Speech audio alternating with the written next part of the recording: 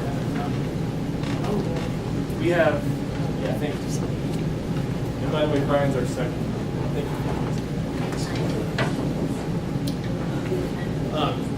7 to 9 minutes. Let's do that again. Mr. Alan Hayes.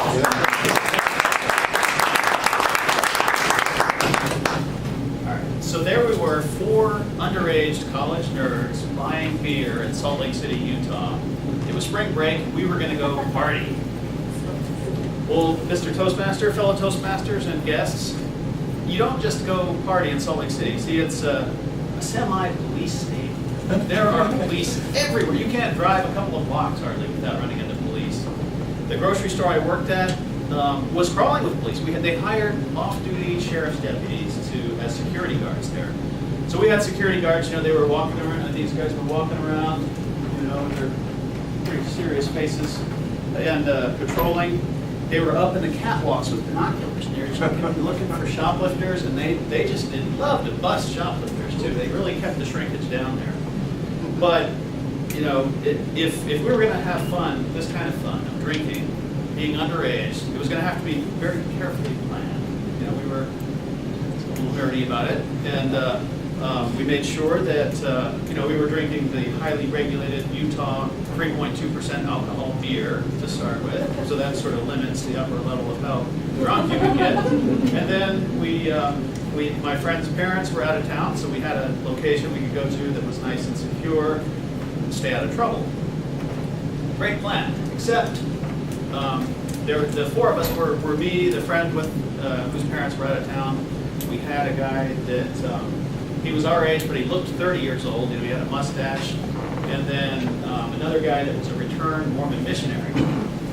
So we acquired the beer, and well, let me say, first of all, that each of us had some very important roles that night. I had the wheels. I had this 1964 Plymouth Valiant with a really cool push-button transmission and a tiny little V8 engine. My friend had the house, and the guy with the mustache, of course, bought the beer. And the returned missionary, though, was the one who was going to set us on our adventure that night. So once we got to my friend's house, we had our beer, and we were partying, very carefully partying. And apparently he didn't drink, so he's sober, so he didn't want to just, sit there. Alcohol's a depressant, right? We were happy just sitting there. He wanted to go do something, so he somehow talked us into going bowling.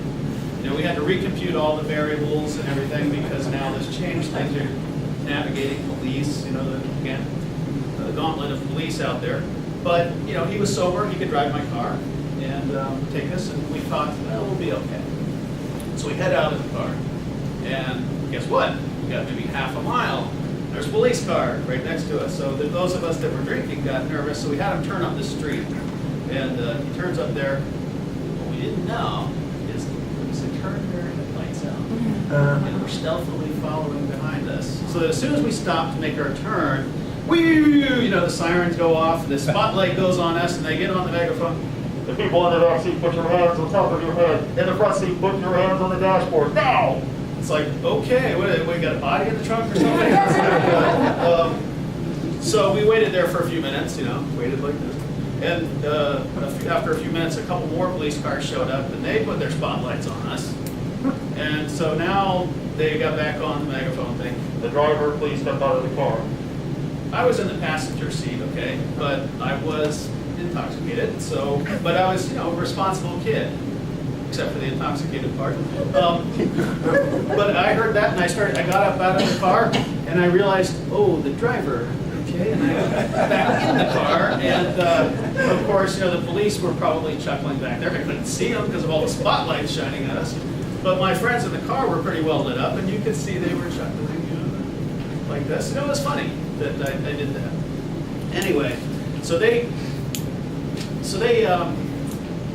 they gave us a sobriety test to the driver. Of course, he passed. He hadn't been drinking. I didn't have my registration in the car for some reason. But it ended up they didn't care because apparently they thought we were these dangerous auto thieves, and turned out we were harmless nerds, right? So they let us go. Great. So we went bowling. we went ahead and did the bowling. I hardly remember. It wasn't that eventful. Not as eventful as the leading up to it. So, but a couple weeks later, I was driving home from work, where I worked with all the police officers, off-duty police officers, and I got, less than a half a mile. This car came up behind me. It's getting closer. I sped up a little bit, got a little closer, sped up a little more. As soon as I hit 10 miles an hour over the speed limit, woo! The siren goes off. I get pulled over, roll down the window, and the police officer walks up and he says, "It's Alan, isn't it?" It's the same police officer that was involved with us 2 weeks earlier. And license and registration. I still didn't have the registration. So it's like, okay, so he writes me up for speeding and the registration. Well, I was a little irritated with this whole thing. I mean, I was going to go to court and protest. This is entrapment, right? I mean, it's egged me into going faster. But I looked at it, I couldn't really plead not guilty. I was speeding. So I thought, well, I could do no contest. I just want to say my piece. Well, I got to court, and my vision of the area being saturated with police was validated there too, because we had all this courtroom full of people, and I got this idea that Salt Lake City has an army of narcotics officers that do nothing but hang out in dark parking lots at night and bust young people in onesies and twosies for petty drug crimes. That's what everybody was there for, except one guy was there because he had taken his car up to go skiing one day and everything was expired on it, license plates, everything was. He thought he could run the Salt Lake City gauntlet of police with expired plates without getting pulled over. What a fool. Anyway, he was real charming. We had this female judge, and she was just handing out maximum sentences. Everybody was getting the maximum penalty. But he was charming, and he was telling his story about, I just wanted to go skiing and this and that. And she was smiling and nodding. And, he got done with his story, and you could tell he just had this smug look on his face, like, just reel this in. And the judge, was like, maximum penalty for him, too. Well, I got up there, and I told my story. That, I said, yeah, I was speeding, but here's what happened. The police came up behind me, she told me going faster. I was speeding, what can I say? I did it. But here's my registration. It's, it was always in force. It's always valid, and I'm keeping it in the car now. And what can I do to improve, to take this off my record? And she said, well, you could go to defensive driving school, and the points will be removed. So she got rid of my registration, citation. I can't remember what the speeding ticket. I think I still had to pay that. But got the points removed. I was the only one in that courtroom that day that didn't get the maximum penalty. So this all really, helped shape my views. My cautious, nerdy ways were all validated, right? I stayed out of trouble. We got a sober driver with us. I went to court and did what I could to clear my record. And so all of this helped shape me into the highly responsible, outstanding citizen I'm here before you today. But I really don't regret doing any of this stuff because it was fun. And if our friend, Mormon missionary friend, hadn't talked us into going bowling that night, I never would have been on a first name basis with the Salt Lake City police.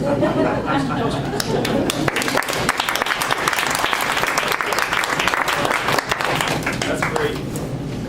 And my apologies again for not announcing the time and for switching the order of this